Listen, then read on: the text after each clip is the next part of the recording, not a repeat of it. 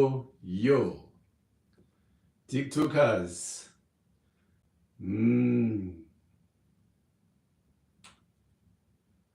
How are we doing? How are we doing? Takasimba here kumativi mana enyika atingangodaro tiriko. Kumativi mana enyika kwatingangodaro tiriko. Welcome to our Thursday open talk. Those who are on YouTube, please feel free to request to join me. And those who are on TikTok, feel free to request to join me for a talk. And today we're going to talk about anything, but anything being something that brings hope to fellow beings, to fellow human beings, talking about life. It is general election time in the United Kingdom. I've just been to cast my vote, as it is within my constitutional rights to exercise, to vote, and I voted, and there was no queues. When I went to vote, polling station yes is being manned by 3 people. The polling station, honestly, I saw 3 election officers, 1 outside and 2 inside. 1 engai outside enga akabata driver's license achingoshowa kuti you need an ID, and the 2 inside the polling station, 1 was on an iPad achicheka ma details ako wampa ID, and the other one enga achikupa ballot paper. 3 election officials.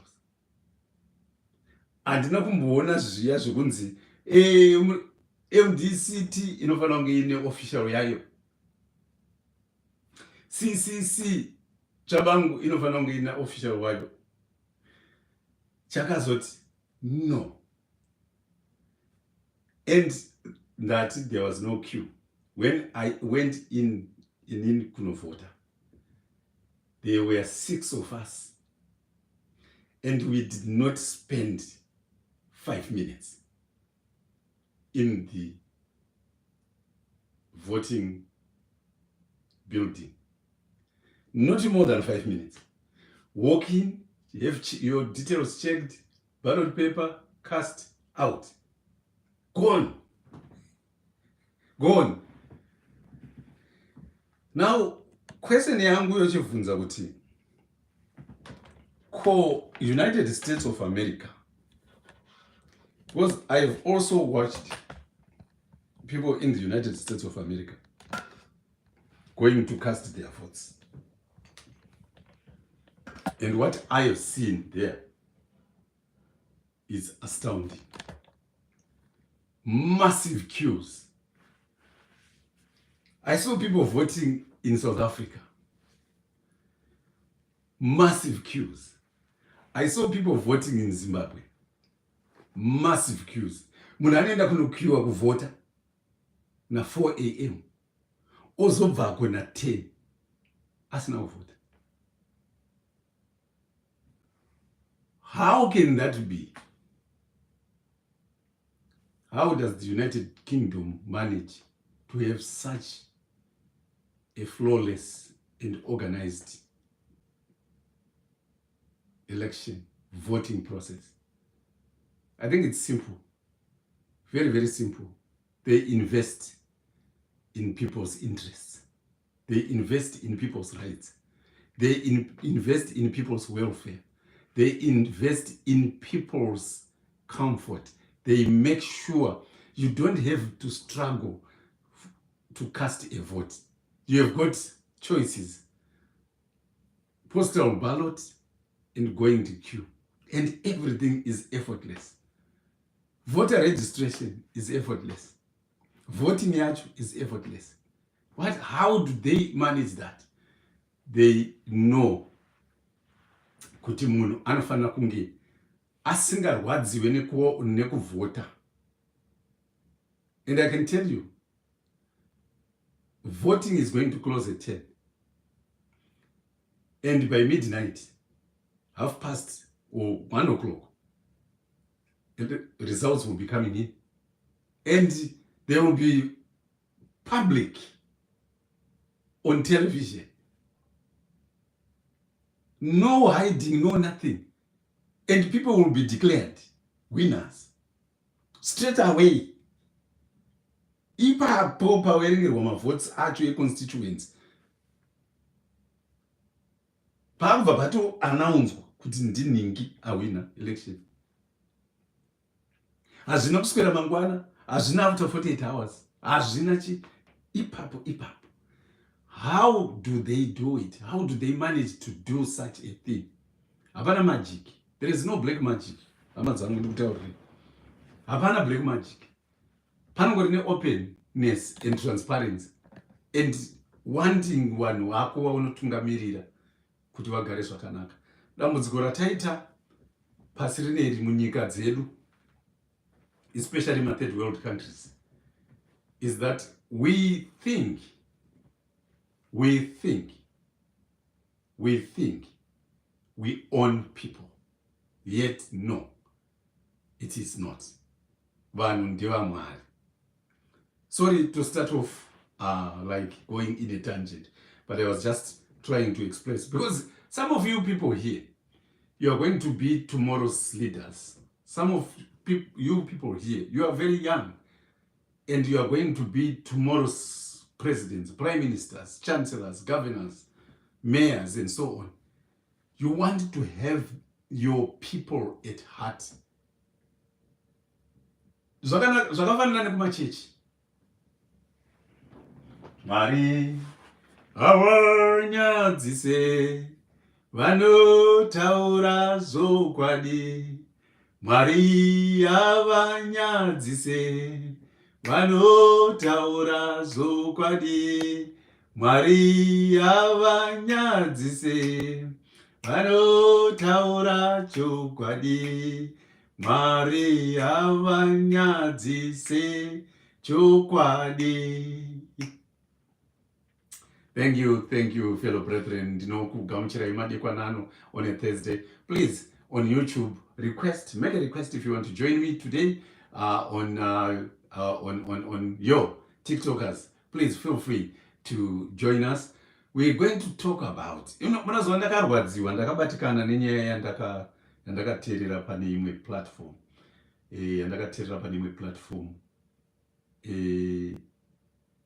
And munhu aitaura paplatform iyoyo, munhukadzi. I have always said, madzimai makandikoshera. Madzimai makandikoshera zvikuru. Zvekuti I will try by all means, I will try my best all the time to fight for the rights of women, both at home and in the church. I will fight to defend women. Nekuti makakosha. Women, it's unfortunate that we still have men in this 21st century, including world leaders, who still look down upon women as a weaker sex. Ndo pandisingawirirane netsamba dzaPaul imwe nguva. Kuti Paul, because of his letters and how people misinterpret them, he has caused a lot of suffering in women. Yet ukatarisa panoiswa vakadzi naJesu, panoiswa vakadzi naMwari, God has placed women at a very, very high level. Most importantly, panomuka Jesu, anotanga kuonekwa nemadzimai. And I always say, surely if God did not value women, if God did not see the importance of women, he would not have revealed his one and only Son first to women and then to men. The most important message to the disciples, go and tell my disciples to go and meet me in Galilee, was delivered through a woman. If they were not so important, surely God would not have given them that big task. The woman at the well, na Jesu, mukadzi weSamaria. If it were not for mukadzi weSamaria, dai Samaria kusvikira nanhasi riri guta rakatukwa. I'm urging men who are here present and women who are here present, who see themselves as not important or see women as of a lesser value or a weaker vessel, as Paul writes, to change and transform their mindsets. Because it disadvantages your girl child, your daughter, your sister, your auntie, your grandma. It denigrates your own wife. It reduces your wife to just a rag. Yet you know, deep down yourself, if it were not because of the woman that you call your wife, if it were not because of that woman you call your sister, if it were not because of that woman you call your auntie, if it were not because of that woman you call your grandma, you wouldn't be what you are today. You wouldn't be where you are today. Some of you, vana baba wenyu vakakurambai, vana baba wenyu vakati havadikana kutombokuzivai,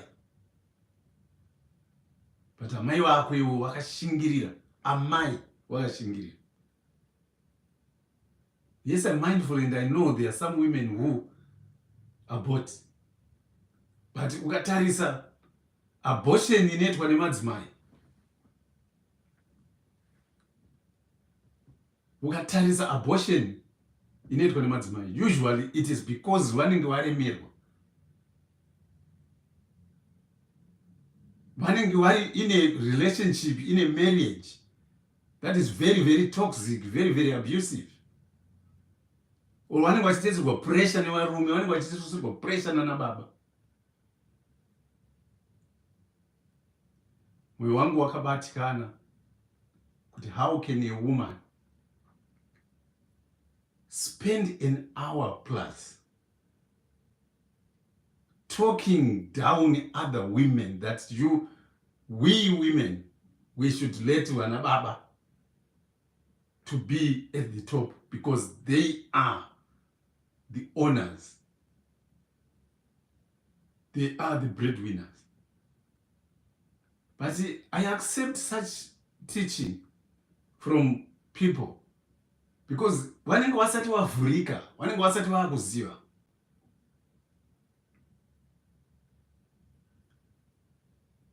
Vanenge vasati vavhurika, vanenge vasati vakuziva.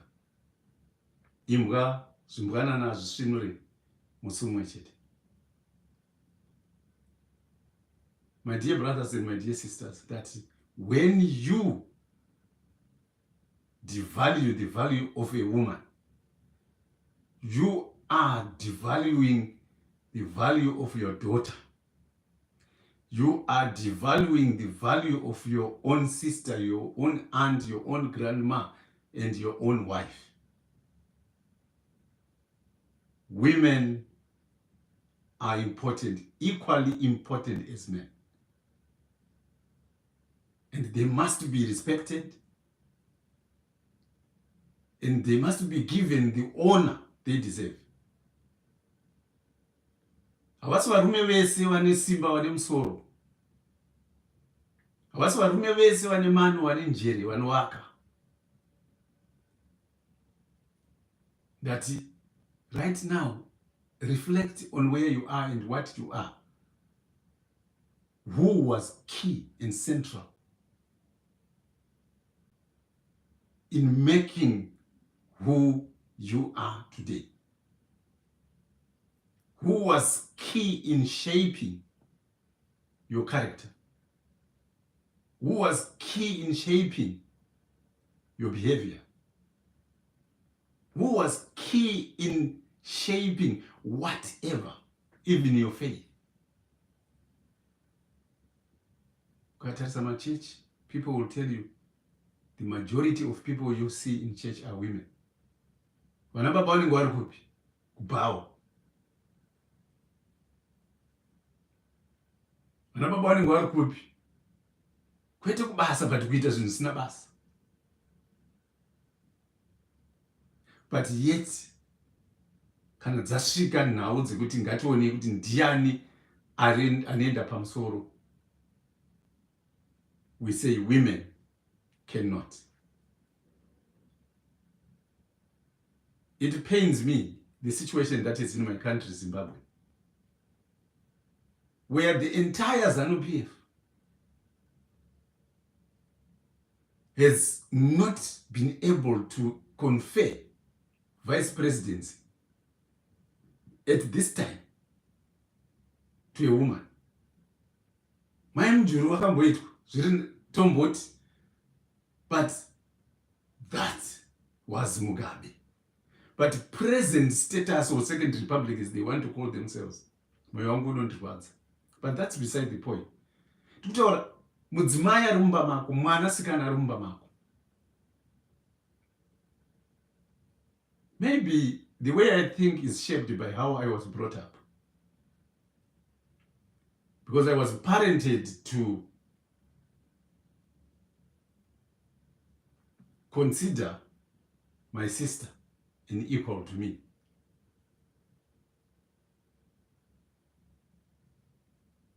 I was parented to consider my auntie to be an equal to me. There was no school fees just for boys. There was no school just for boys. It was every child is a child. Their sex does not matter.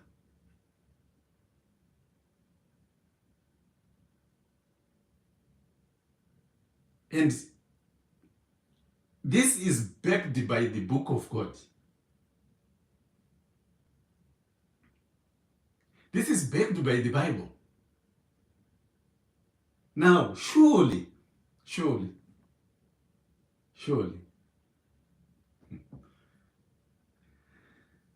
I don't know. Ndinonzwa vana baba nana mai makaroorana. Chinombonzi kuroorana chii? Listen, the terminology is marriage. You are married. Makaroorana, which means reciprocation and which means oneness. So, when we say oneness, there is no longer one who is greater than the other. We treat each other as equals.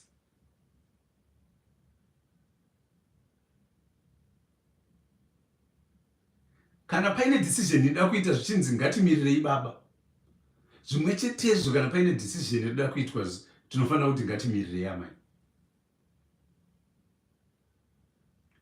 Kana paine decision inogona kuitwa nababa amai vasipo, zvimwe chetezvo ngapave nedecision inoitwa naamai baba vasipo. But kana two ivavo vasangana, vese voti that was a right decision, because the two of you, chakaita kuti muwirirane chinorehwa neshoko, two cannot walk together unless they agree.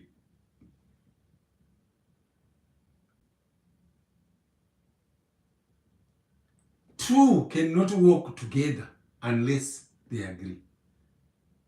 So the decision that I make in the absence of my wife also considers what my wife would think, because I am able to empathize the one I say I love, the one I say is my wife. And my wife, when she makes a decision in my absence, she makes that decision using empathy and compassion. She can empathize, she can feel like me. Therefore, the decision that she makes, when she comes to tell me about it, I will know she considered my emotions, my feelings, my thoughts, and my everything. Kana muhealth care muchimbonzi, let us make decisions in the best interest. There is those who are familiar with healthcare terminology. When somebody is deemed to be lacking capacity, when you make a decision, you must make a decision in the other person's best interest, and the best interest considers kuti iwewe dai wenge uriwe uri musituation yaane munhu uyu asisina capacity, asi achida kuitirwa decision, waizvifarira here decision yauri kumuitira? Kana answer iri hongu, then it is a good decision. Kana answer iri no, then it is not good. So how can we not use the same principle when we are dealing with issues in our families, in our marriage? Tererai munzwi. Nyaya ndiri kutaura panapa. Genesis chapter 2, verse 23. When Eve was created out of Adam, and that is not a passport to say nekuti mukadzi akabva pamurume anofanira kunge ari pasi pemurume. That is wrong interpretation. That does not kutadza kuverenga magwaro. Tererai munzwi shoko zvarinotaura. That hapana murume anozviisa pasi pemukadzi, hapana mukadzi anozviisa pasi pemurume. Mese muri equal kudai so. Kana makatomira munomira side by side.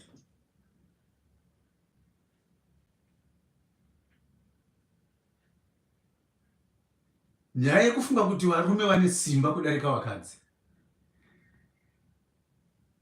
it's a myth. Munozviziva imimi kuti maipunzumurwa kutyoro nevamwe vasikana.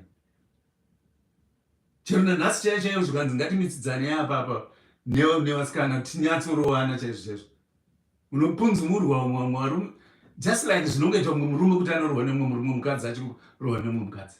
Ndo zvimwe chetezvo. Saka nyaya yekufunga kuti women are weaker than men is a myth, and it has been used for thousands of years to undermine the welfare of women. Yet we are one. We are the children of God. Mukadzi wako iwewe newe. So kana makamira side by side, inzwa zvinotaura shoko.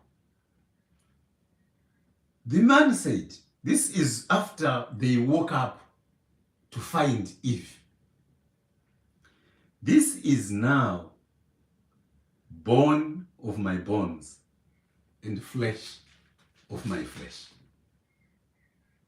This is now bone of my bones and flesh of my flesh.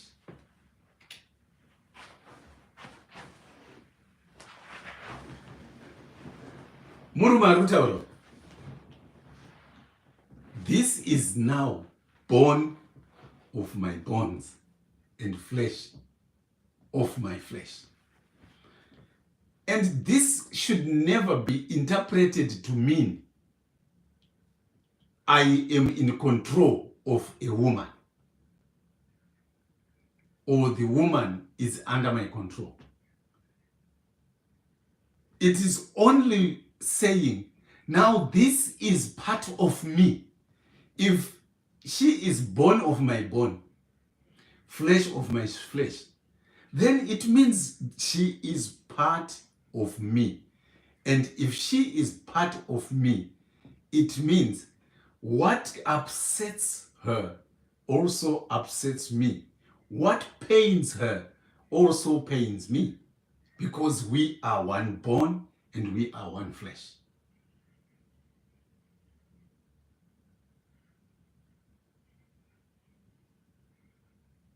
Ndinonzwa tikatitanga tawerenga tiende mberi. She shall be called woman, for she was taken out of man. Adam akatoona zvakakodzera kuti handisi kuda kuti mukadzi apiwe rimwe zita different from me. Woman from man. Dai Adam akanga akapiwa simba rekupa mazita zvinhu zvese. He could have chosen to name the woman a totally different name. But he said, because she is bone of my bones, flesh of my flesh, she can only be called woman from man. So she is part and parcel, through and through, of a man. Now it goes on to say, for this reason, now this is talking about the future, not in the present. And this is the future where we are now. For this reason, because panguwa iyi hakuna munhu akanga ari kusiya amai wake kana kusiya baba wake, nekuti kwakange kusina amai nababa. Adam and Eve are the first father and first mother of a Christian population or of a God-fearing population. So for this reason, a man will leave his father. Tere, murume achasiya baba wake na amai wake and be united to his wife, and they will become one flesh. This is marriage. For this reason, because a woman is part and parcel of a man, bone of his bones, flesh of his flesh. For this reason, when it comes to marriage, a man shall leave his father and mother to be joined. To be joined. In why? To be joined. In other words, to become one with his wife. They will become one. It's not saying they will become two. They will become one. Saka, ndinoshama kuti ukanzwa vamwe vanhu vachitaura mumba. Baba vanoti mombe dzangu.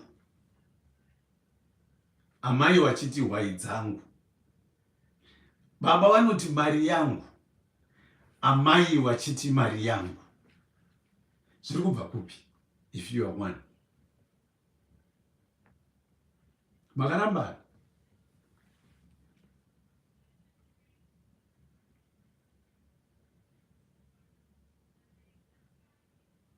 Makarambana musati maroorana.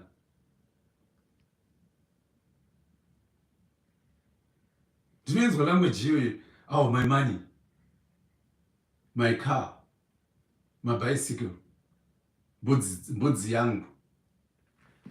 Really? If you are one, then how can you then say my thing, imi muri one? It becomes our. I want to speak to vakomana nevasikana vari panapa, those who are still unmarried, still to marry.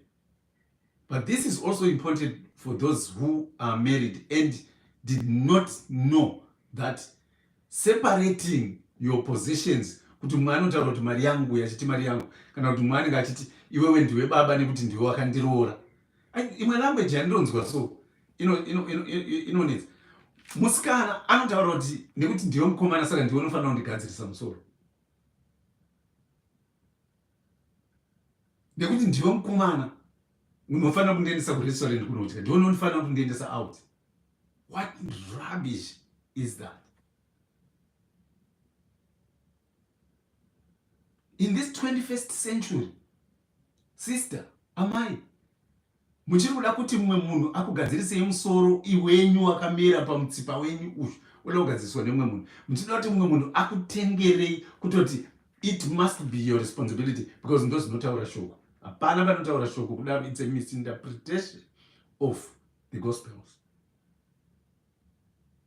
Iri ratiri kuverenga panapa rikutaura kuti you have become one.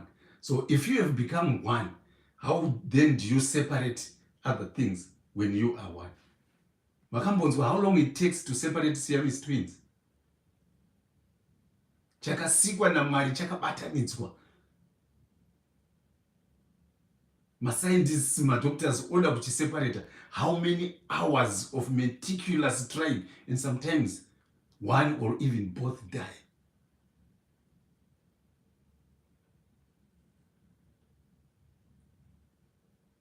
Munozwana kupi zvekuti mombe yangu, mbudzi yangu, imi muri nyama imwe chete?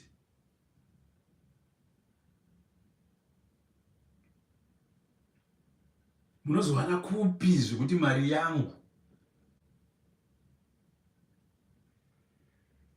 ndimi makukonzeresa kuti vamwe vakadzi waite attitude manje yekuti nekuti waimbondidzvanyirira stereki, especially when people go over borders diaspora. I've heard several cases and stories where now the wife nekuti aenda mudiaspora, maybe ndiye akatanga kuenda, ombokusiya uri kuZimbabwe ikoko kumbichana kwegore also achifanira pamusoro pako, then paunozouya anenge well ahead, pane rimwe danho, akutambira mari yakawanda, and then you come, you are just lower. Uri kutambira mari 27,000, iye ari kutambira 50,000.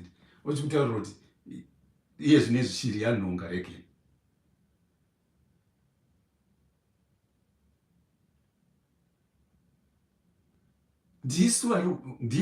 Ndimi varume mokonzera vakadzi kuti vadaro. Yet kana tichinyatsoziva, shuwa baba amai, hakuna chinombokutadzisa amai mwana vari kuenda kushopping kana muine maaccounts ane mazita akasiyana. Amai vari kuenda kushopping vanongonhonga chero kadhi riri padhuze vachienda kunoita shopping.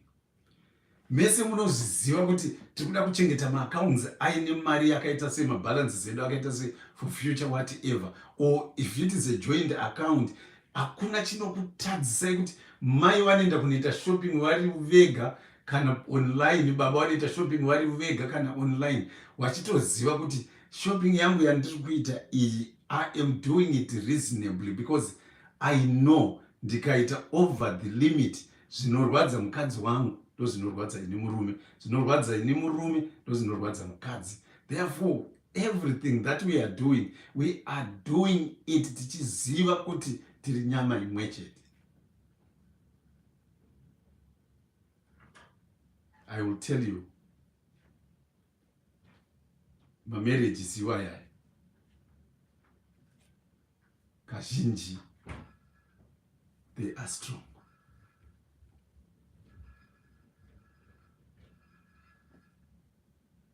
The man and his wife were both naked, and they felt no shame.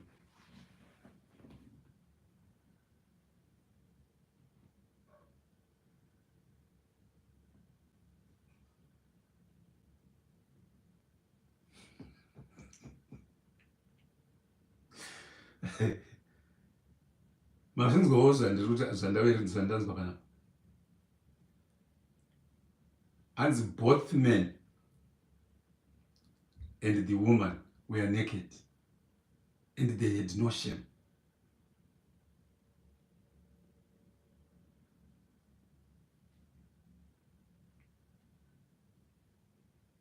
Nekuda kwekuti vakanga vari chinhu one. Pakati pavo there was no one who would say, because handina chakati saka zvinonyadzisa. Zvinonyadzisa mukadzi wako, zvinofanira kunyadzisa newe.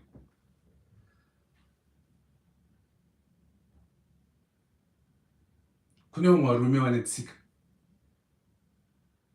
vane katsika kekuti iye ndiye anoita basa rekuzvichenesa, chero nevanakomana, vanasikana vakapfekeswa muvharadhongi.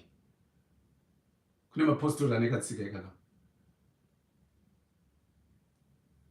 wachiti Paul anoti, Peter anoti. Shoko rinonyatsotaura zvechokwadi kuti kuchena kwenyu, kwete kusave kuchena kwekupfeka hembe dzinodhura nemhete nekurukwa musoro. Munorasika papi kwe? But ngakuve kuchena kwemoyo, kuchena kwepfungwa. Shoko harisi kumbotaura kuti do not buy expensive clothes for your wife or for your girl child. That is not what the Bible is saying. That is not what Peter is saying. That is not what Paul, James, Matthew, Luke, the apostles were saying. They were emphasizing the fact yekuti kana tichida kuti tiratidzike sevanhu, sevana vaMwari, ngativei takachena pamoyo, vakakomborerwa. Blessed are those who are pure, who are clean, who are righteous in heart, for they shall see God, for they shall be called children of God, for they shall be blessed by God. Kuchena ndikuda kuti ungachene wakapfeka, ungapfeke sutu $1,000,000, but mukati mako makasviba, you are nothing. So kana kune varume vanosenzesa tsamba, vanosenzesa Bible kudzvinyirira vakadzi, ini rangu randiri kuverenga panapa randitaurira kuti mukadzi nemurume nyama imwe chete, and murume achasiya baba wake naamai wake kuti anobatanidzwa nemukadzi. Dai vakadzi vaida zvavo vaitigarisa kumusha kwavo, kuti iwewe murume ndiwe uri kutaurwa neBhaibheri panapa kuti unosiya baba wako naamai wako iwewe kuti uye uzobatana neni, ende kwaunondiwanira undiwanire musango, unondiwana ndiri kuna amai wangu. Therefore there is where we will become one flesh. Tiri kwana atizvara.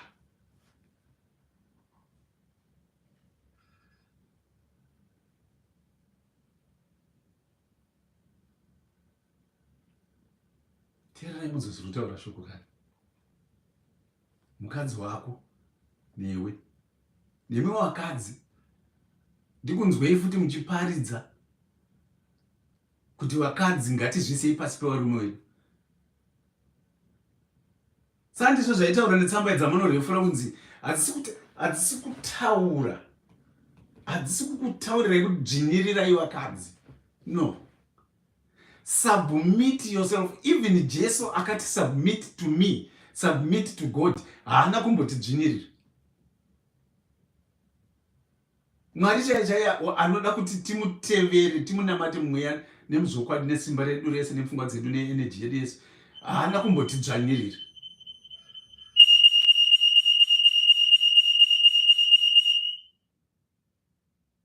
Hana.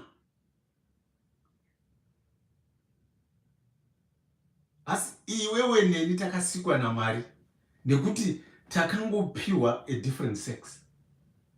Then tochibva tafunga kuti we are stronger and we should be at the top. Teererai munzwe zvakaitwa nevana vaZorofahedhi. Baba wavo vafa. Chinokuratidzai kuti vakadzi vakakosha. Vanoenda kuna Moses vanotaura kuti Moses, our father died and we have no brother. Surely our father's inheritance cannot just go like that. Our father's inheritance cannot just go like that. Please, can you ask God?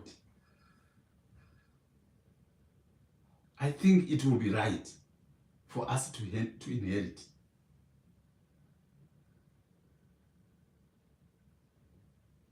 That dai Mwari akachipisa vakadzi asina kukoshesa vakadzi haimbovateerera kana nemusi mumwe chete.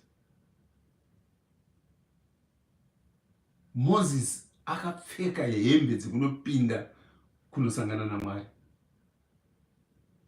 nekuda kwevana vaZerofahedhi. Ende Mwari auya akataurira Moses kuti teerera zviri kutaurwa nevana vari right. Ivo vasikana ivavo, vasikana kwete madzimai. The value and importance of your girl child. Saka vanasikana wenyu munombovadzidzisa kuti kudii imimi wana baba nanamai munoti havana kukosha. Nenera muchiona vanasikana vachiurayiwa, vakadzi vachiurayiwa nevarume. Inhau iyo yekuti murume anofunga kuti kana mukadzi akaita something andishora, zviri kundimhura, zviri kunditi, she is belittling me. Yet no, they are just exercising their rights as human beings.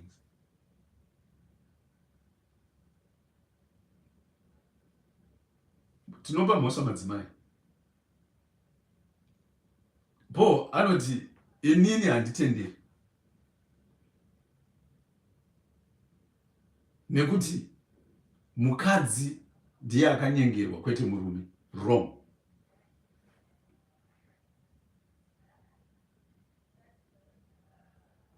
Okay, let's do the argument this way.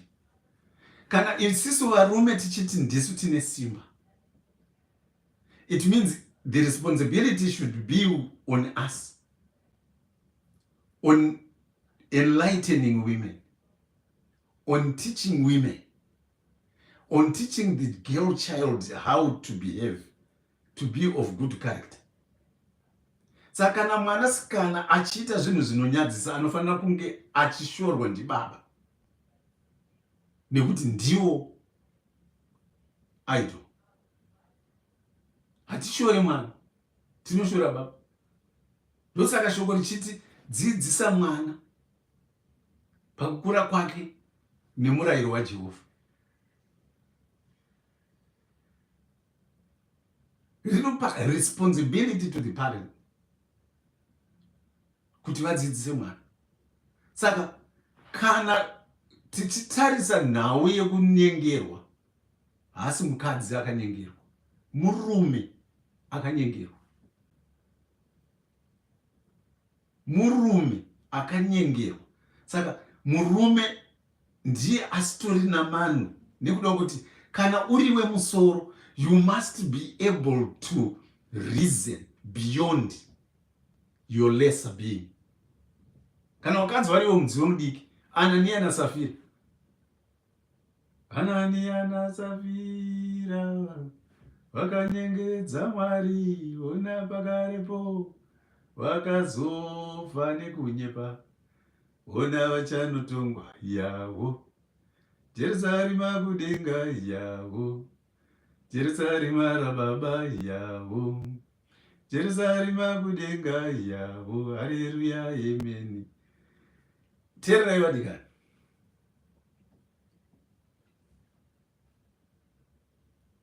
Ananias and Sapphira.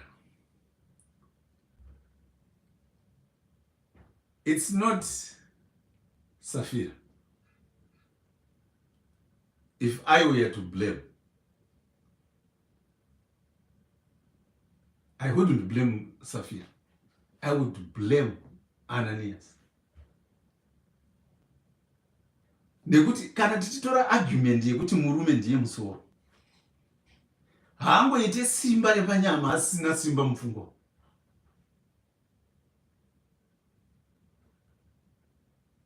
Kana murume ariye musoro wemba, ariye ane simba, then anofanira kusiradzidza strength yake in mind, body, soul and all the virtues that we know. Kutsungirira kunofanira kunge kuchiwanikwa muvarume.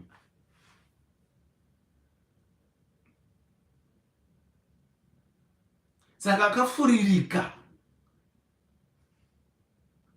murume nekuti haana kugona kudzidzisa mukadzi wake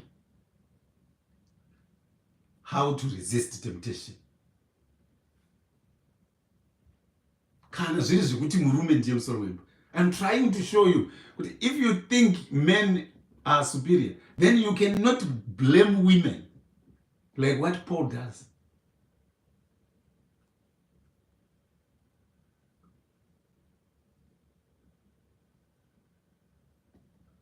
Chakatadzisana Ananias kuti mai mwana, chinhu chatati tiite ichi chakakosha, tazviitira tega nemwoyo wedu nepfungwa dzedu, hatina ambotimanikidza. Iwe semuroorwa wepane iwe, handidi kuti undifuriridze undiitire zvinhu zvinozondikanganisa. Ngatiendesei mari yese nekuti ndo zvakanakira Mwari. Akatanga kusikwa ndiAdamu. True. Akatanga kuratidzwa garden ndiAdamu. Akatanga kuratidzwa nyika ndiAdamu. Akatanga kuratidzwa universe ndiAdamu. Akatanga kuziva mhuka dzese nema insects ese, it is Adam. Akatanga kuziva Mwari, it's Adam. Saka munhu ainzwisisa kusenza kwaMwari ndiAdam, not Eve.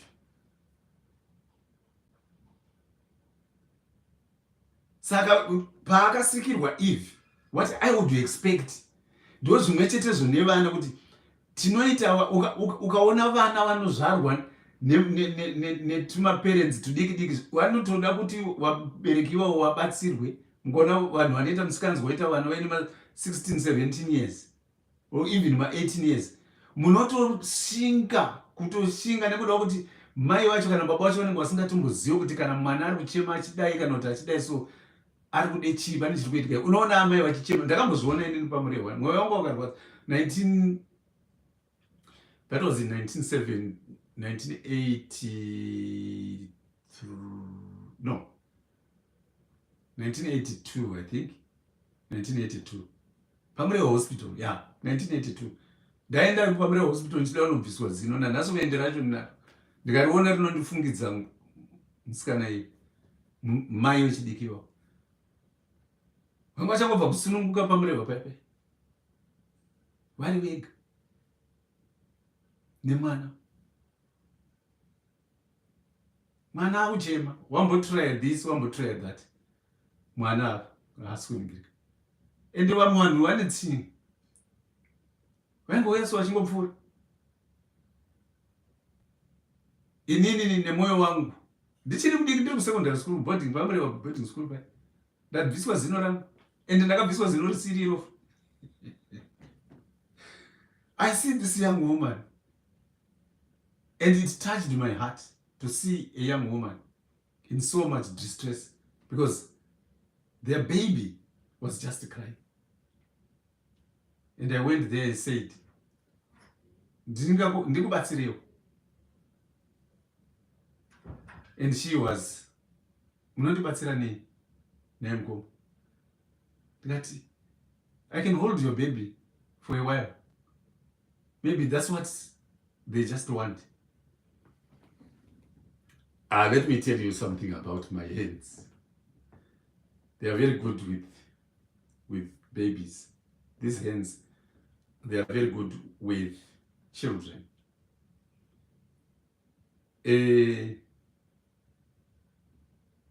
Wakanditambidza mwana wavo, ndikamubata maoko,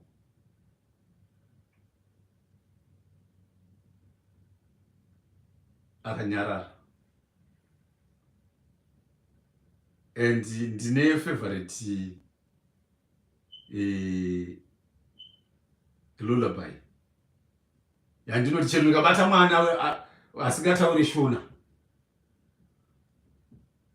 I will sing this lullaby. Uwe nyarara mwana, uwe nyarara mwana, mwana wenyu achimakoma, achimera mai wakaenda mhiri kwamungezi kune banga jena rekucheka nyama ndeye paruware yemasanzu inozara ivhu, inonjiwa inoguruguta nekamwana munyasi kamwe kari kumba kanokanga zviyo zvawatete tsanga yangu yawa igonongwa nani namukuyadene agoisepi kurwizi rukuru runodyiwa tsamvi nedhokotera chamupidigo marigazuru kwiyo. And the child was just looking at me, fascinated by this singing from this person, and they went quiet. And I said to the mom, mazamu enyu ari kubuda mukagera. She didn't know.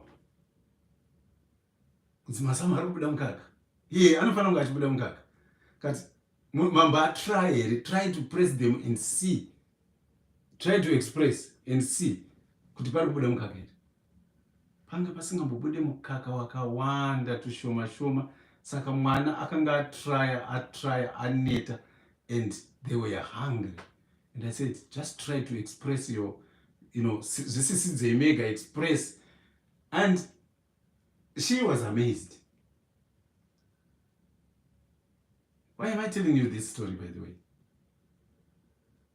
Ndikutaura nyaya yekuti vanasikana vakakosha. Kana varume muchizviti ndimune pavo. Then varume ndisu tinofanira kunge tichidzidzisa vanasikana kuti vave the best people. But it is the responsibility of both mother and father.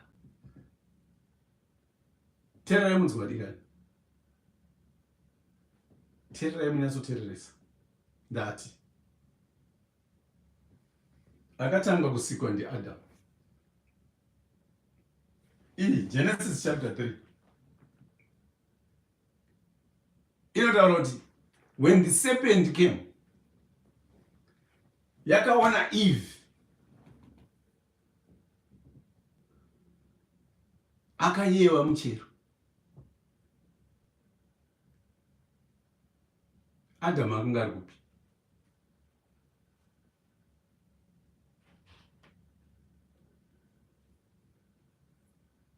Adam akange ari kupi? Eve paakange ari oga achiyeva muchero. Kwakange kusina munda, kwaive kusina mombe dzekufudza. Where was he?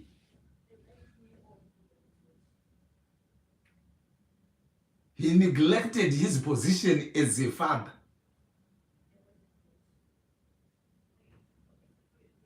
Kana zviri izvo zvati kutaura kuti varume ndomusoro wemba. Saka akasiya mukadzi wake ari oga, and mukadzi wake asina zvikwaniso zvekuti angazvidefenda against uchenjeri hwechinhu chaanozoti chikuru kudarika mukadzi wangu.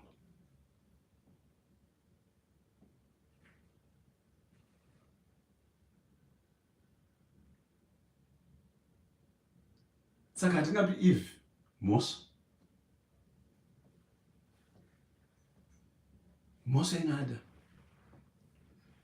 Eve paakadya, ngatichimboti okay, mhosva ina Eve.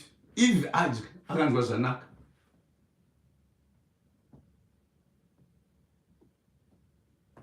Eve nekuziva kuti tiri nyama one, akati handinganakirwe ndega.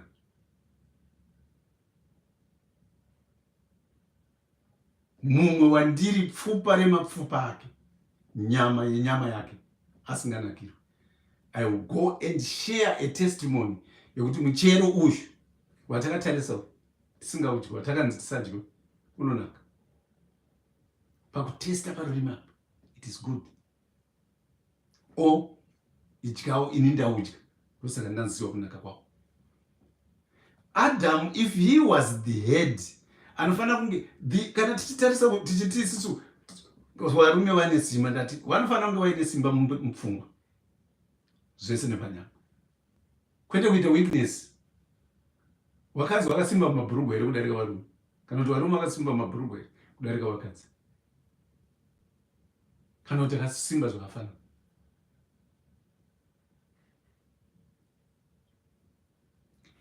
Adam could have said, Eve, ini ndakawepo kutanga iwe usati wapo, wakatozosikwa ini ndavapo, ndinoziva mudaramari mandebvu, Mwari ndinomuziva ini, akandiudza, saka anofanira kuti ateererwe. Iwe wadya zvako, you will suffer the consequence. Ini handisi kudya.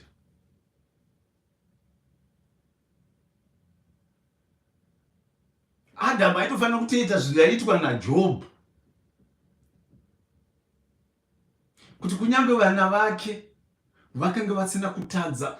Job mupfungwa make aiti inini semubereki nemukadzi wake sevabereki hatizivi zvinogona kunge zvaitwa nevana vedu vachikutadzirai kwavanga vachifara, and he would offer sacrifices on behalf. Ndingotaura nyaya yekuti Adam ndiye akafurirwa nenyoka, kwete Eve, nekuti Eve akanga asingazivi kufuririrwa, asi Adam aiziva. Eve akanga asingazivi ukuru hwaMwari, asi Adam aiziva.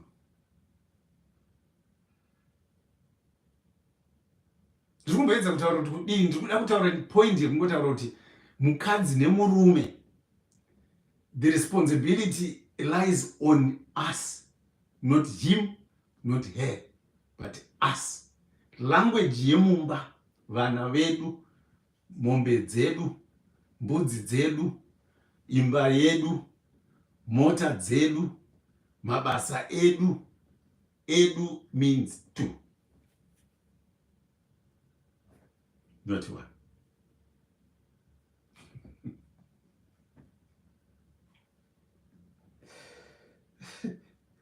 Mazvinzwa naina,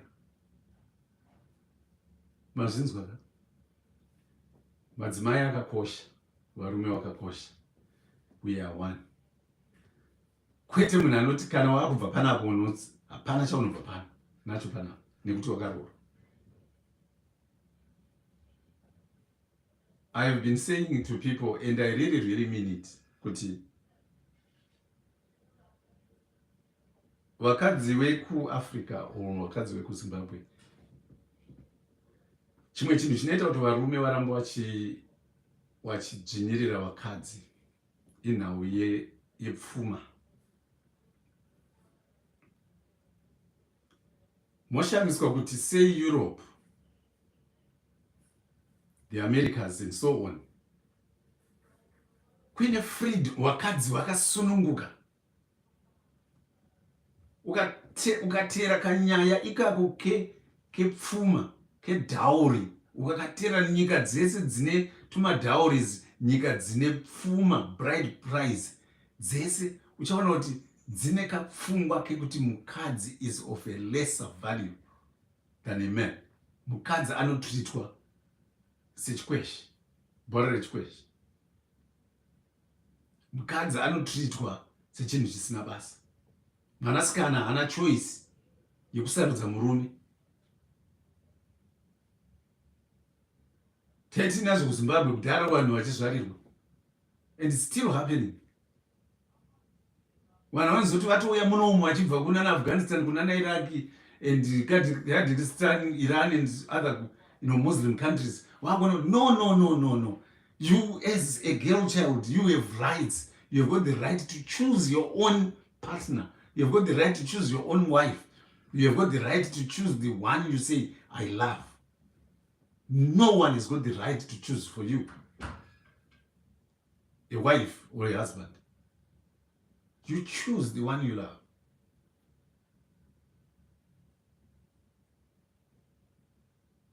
And when children have made their choices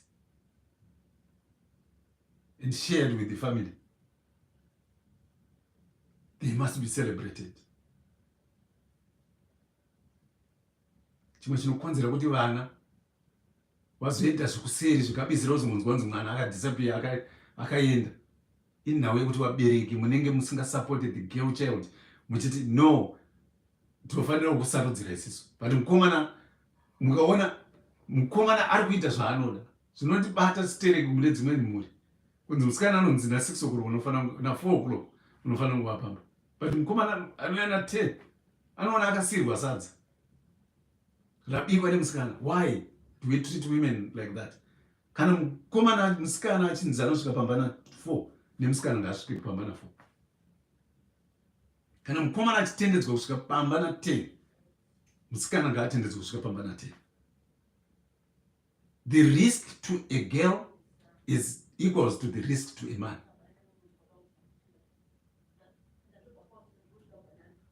It shouldn't be like, wow, you're being brave kufamba manheru. No, it must be safe for everyone kufamba rakacheka nyika. Madzoko akanaka. It must be safe.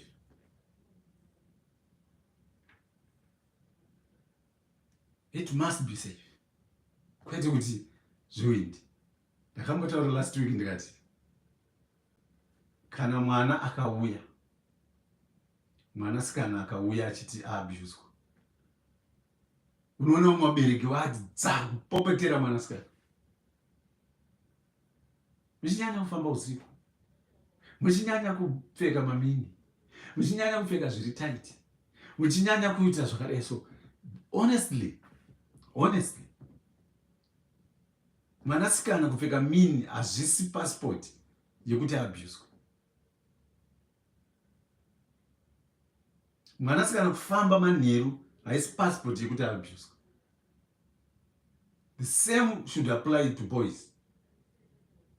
Isiso vakomana, imimi vakomana, ndimi munofanira kunge muchirwira kodzero dzevanasikana uye kuti vanhu, Jesu Kristu akati hapasisina muJudha kana muSamaria, murume kana mukadzi, tose takunzi vana vaMwari. Tave kunzi vana vaMwari. Tangowe one. So if we are one, then let us see it in the way we treat each other. There is no one who is lesser and there is no one who is more important. We are all at par and we must be treated equally. Vana baba nana amai, ngatiremekedzane mudzimba. Chinorwadza baba, chinorwadza amai. Chinorwadza amai, chinorwadza baba. Tikangodaro chete, taenzanisana. Takufamba tiri pa same page. chataurwa naamai baba wasipo kana baba wauya vanosikuudzwa naamai vakasununguka murudo kuti ndo zvatafana taita musipo izvi. Baba ototi zvakaringana nekuti pamazviita maiita muchiziva kuti ndezvemhuri yedu, ndezveimba yedu, zvinonakira imimi, zvinonakira inini, zvinonakira mhuri yedu. Kana paine decision yaitwa nababa amai vasipo, vauya vosvikopirwa kunzi pamanga musipo izvi ndo zvatafana taita, mai voziva kuti baba wazviita murudo vachiziva kuti zvinonakira amai, zvinonakira ivo, zvinonakira mhuri yavo, ndezvavo vose. Kwete kuti mumwe kana auya osvikovhanyangura zvese kuti tikutotanga hamudaro mhani kuti unoti kana ndisipe ndimofara manhengerera madingu ndimirira ndingendaenda munofa here kana kuti ndendichita ndichadzoka here. Kana muri nyama imwe chete,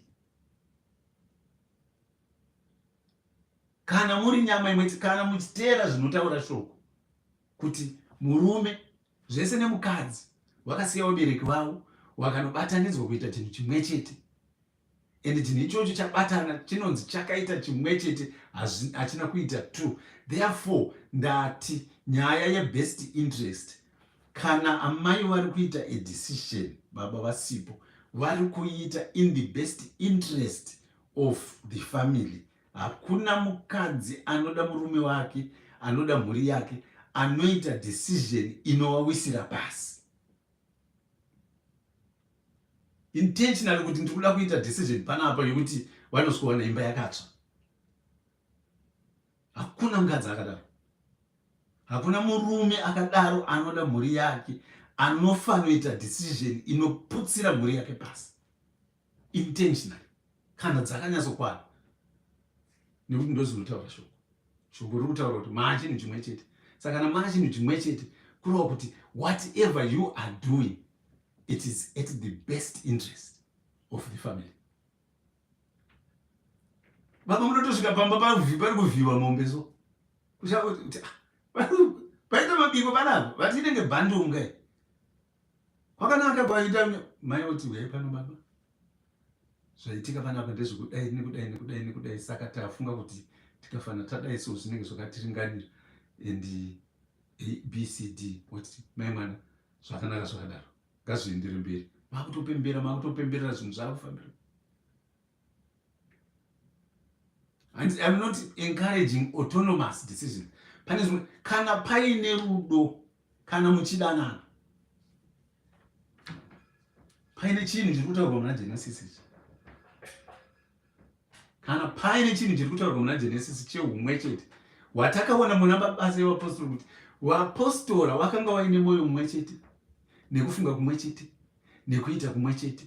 Nekuda kwaizvozvo hapana pakati pavo akanga achishayiwa chinhu, hapana akanga achiti ichi ndechangu, nekuti vose vaigoverana zvinokwanirana nezvinodiwa nemhuri dzavo. Kana takadaro murudo rwedu sevana vaMwari vari muwanano, then vana vedu ndevedu tese.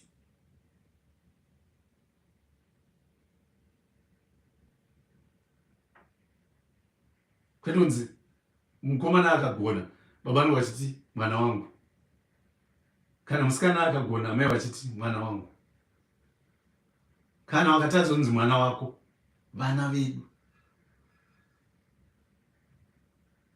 Mazuva ano kwane a lot of divorce. Ukaenda kumakotsi unodhomba unondoonerera vanhu vari kurambana pasi rino zvamunoona.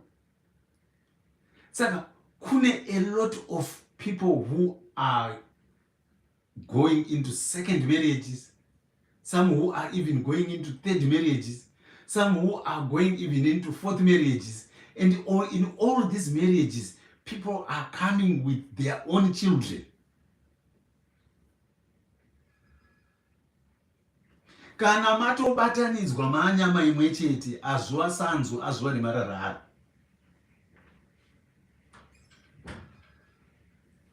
Abvuma kuti sanzu rizviwiwe riuye riri kutouya nemarara aro, sanzu harisiye marara. kana muri nyama imwe chete, chamunofanira kuita mese ndechekuti dzidzisai vana venyu kuve one, even vari of different mothers, even vari of different fathers. Ngavadzidze kuziva kuti zvatare pano tava chinhu chimwe chete. We belong and we are one. And whatever we do here, we do it as a family. Not kuti avo baba nekuti havasi my biological father, saka havangandiudzire zvekuita, havanganditsiure unhu hwangu, ndinotsiurwa naamai vangu. Kana maona zvichidaro baba naamai, nekuti muri one, ndii munototorana mugara pasi moti wazviona here, unoti ndazviona, saka todini nazvo. Ndingatitorei mwana tigare zvavo. Shamwari, uri kuona zviri panapa? Uyu mukadzi wangu, uyu murume wangu, tiri nyama one. Saka iwewe haugoni kuseparata nyama yakabatanidzwa kuita one. Uchida kuti unoteerera iyi one, tiri one. Ukazviziva izvozvo, tinogarisana zvakanaka pano. Kana ukatadza kuzvigamuchira izvozvo, then paita dambudziko. Mukaudza mwana nerudo nemwoyo wese, zvinhu zvinoita zvakanaka. Zvino dambudziko ratinaro nderekuti imwe nguva we slag the mother nemwana. The step mother anenge achislagwa, kana the step father anenge achitsondwa. Unoswera uchinetswa uyu havasi baba wako ka? Unoswera uchinetswa havasi amai wako ka? Mufanira kuteerera inini nekuti ndina amai wako. Kana kuti amai vacho vanenge vari kumwe, wezwa mwana baba wani wenu vanawo. Amai vari ukuku, vakutorwawo shanzi dzavo vari ikuku. Let us learn to keep joined, because tinoda kugadzira vana ava kuti vazive, chinoita kuti vana vedu vazive the value of marriage, kuona functionality yemarriage iri pakati pababa naamai wavanogara navo.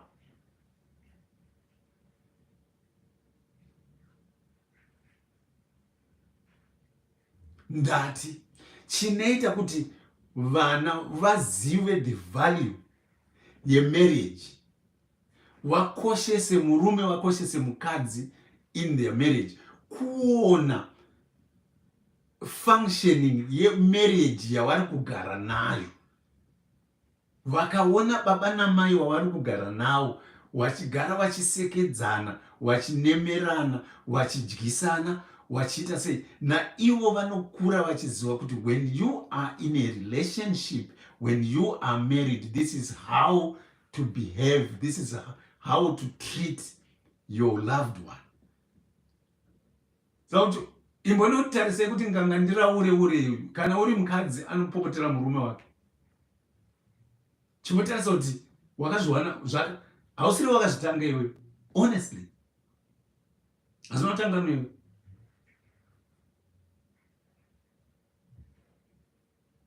Kana uri murume ari abusive kune mukadzi wake, hazvinotanga newe iwe. Wazvidzidza kumashure uku upbringing yako, pane payakaona trauma, pane payakaona violence, ikadzidza kuti saka the way to treat a woman, the way to treat a man is to just be moody or to be violent or to whatever, kusangoteerera kungoita zvaunoda nekuti wakazviona pana amai wako kana kuti wakazviona pana baba wako. It's highly unlikely kuti mwana akakura achikudzwa murudo uzomuona achiita 10 kuzvigevenga. Evidence does not point that way. You go in schools, some of you have been teachers, some of you have, when you were in school, maitoona kuti uyu mwana uyu behavior yake yanoita kuchikoro kunoku, tinotoona kumba kwacho wabereki wacho ndozvari, they abuse drugs, they do this, and naiyewo ndozvinhu zvanoita, vanobhanga, havaendi kubasa, naiyewo hadi kuenda zvekuchikoro, nekuti zvinoonekwa nevana union iri mumba mavo ndozvavanofunga kuti ndozviri right. Iri shoko raMwari harina kana pa1 parinotaura kuti murume dzvanyirira mukadzi. Harina kana vhesi 1 inotaura kuti mukadzi dzvanyirira murume.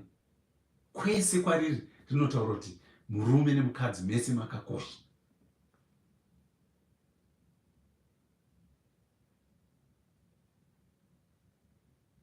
Paul achinyora anotaura nyaya yemitezo yakasiyana siyana. Ruoko harungataura kuti ndiri more important than ziso, and ziso haringataura kuti ndiri more important than your bottom. They are both equal. Nekuti gumbo harigoni kuita ruoko, nzeve haigoni kuita ziso, muromo haugoni kuita your bottom, chiropa hachigoni kuita mapapu, dumbu harigoni kuita musana. But zvese zvakadaro zvinoita kuti unzi muviri. Hapana chakakosha kudarika chimwe, zvese zvakangofanana. Ukatobviswa 1 wakutonzi disabled. Saka that's a symbolism of marriage. You can't say a man is more important than a woman, or a woman is more important than the other. A girl child is equally important as a boy child, and they need to be treated equally.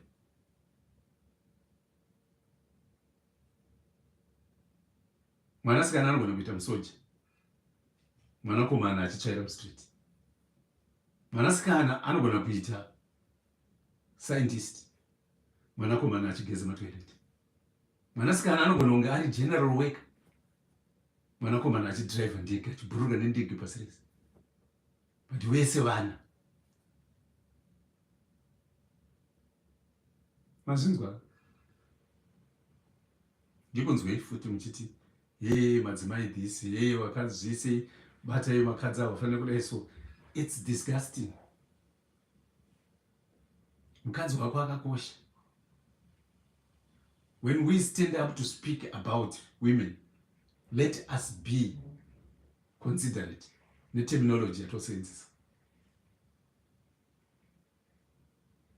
When we stand up to speak about men, let us be conscious and sensitive neterminology yatinosenzesa.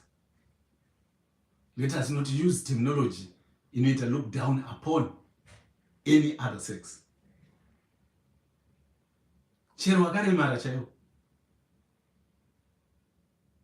Let us be sensitive nelanguage. Unonzwa munhu achitaura, ndinonzwa umwe achiparizonzi, musaite semapofu. Kwemhosva here kuita bofu.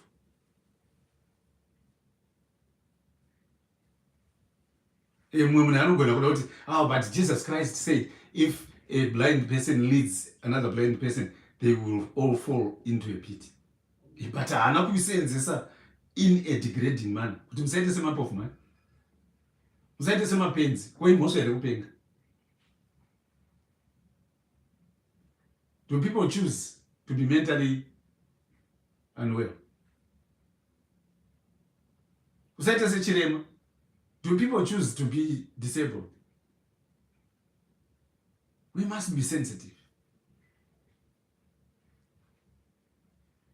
Usaite semukadzi akarambwa iwe, unodya semukadzi akarambwa, kuti unodya se. Let us learn to be sensitive, vana vaMwari. Kana tashamba muromo, kana mweya wedu uzere nemweya mutsvene, wakuziva matauriro, we are sensitive. We are sensitive. May God bless you. Thank you for watching. Thank you for being here.